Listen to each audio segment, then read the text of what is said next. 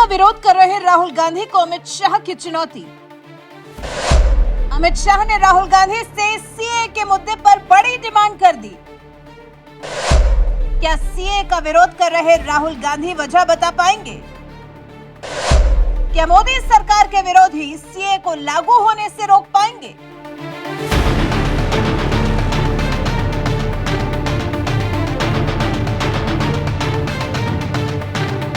CA देश का कानून है, इसको कोई रोक नहीं सकता और हम सीए को लागू कर 11 मार्च 2024 यही वो तारीख है जिस दिन केंद्र की नरेंद्र मोदी सरकार ने पूरे देश में नागरिकता संशोधन कानून को लागू कर दिया और इस दिन के बाद से ही देश के कोने कोने से इसके विरोध में आवाज भी उठती दिखाई दे रही है। बीजेपी विरोधी पार्टियां भी सीए लागू करने के केंद्र सरकार के फैसले पर सवाल उठा रही हैं।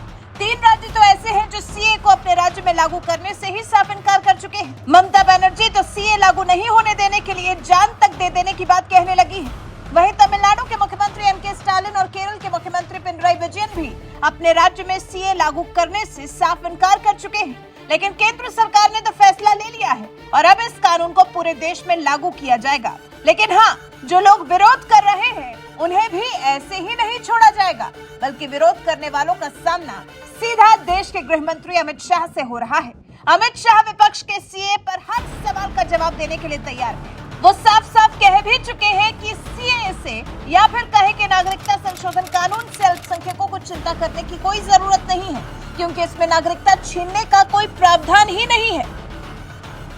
वहीं फिर नागरिकता संशोधन कानून को लेकर देश की सबसे पुरानी पार्टी कांग्रेस भी बहुत हल्ला मचाए हुए है। कांग्रेस के वरिष्ठ नेता जयराम रमेश कानून को लागू करने की टाइमिंग को लेकर सवाल उठा रहे हैं। साथ ही उन्होंने आरोप भी लगाया कि ये विवादित कानून है क्योंकि नागरिकता कभी धर्म के आधार पर नहीं रही। वहीं कांग्रेस के सवालों और कांग्रेस के आरोपों पर गृह मंत्री अमित शाह का बयान सामने आया है। उन्होंने तो सीधा कांग्रेस के तथाकथित सर्वे सर्वा राहुल गांधी से ही बड़ी डिमांड कर दी है।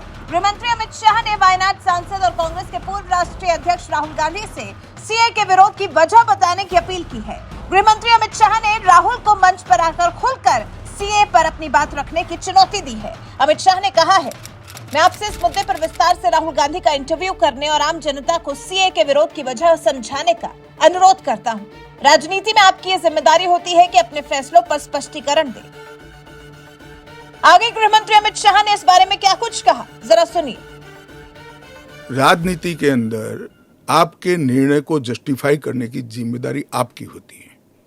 जैसे मेरी सरकार का फैसला ऐसी है, इसके बारे में मेरी पार्टी के तर्क, मेरी गवर्नमेंट के तर्क और क्यों ये देश के हित में है मुझे समझाना पड़ता है। जरा राहुल गांधी जी आपके इसी कमरे में आकर देश को समझा दे कि क्यों विरोध में है।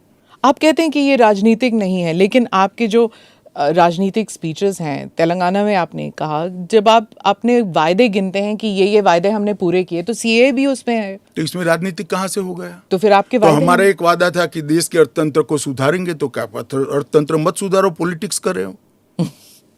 फिर राजनीतिक कहाँ से हो गया? हम मानते हैं सीए देश के हित में है, इनका अधिकार है, इसलिए हमने दिया है। पॉलिटिक्स कहाँ से? वो भी कहना देना चाहिए। अगर राजनीतिक फायदा है तो उनको कौन रोक रहा है? सुना आपने किस तरह से राहुल गांधी को मीडिया के सामने नहीं तो कम से कम बंद कमरे में बैठकर एएनआई से ही बात करके सीए का विरोध दर्ज कराने की वजह बताने की गृह मंत्री अमित शाह ने अपील की है।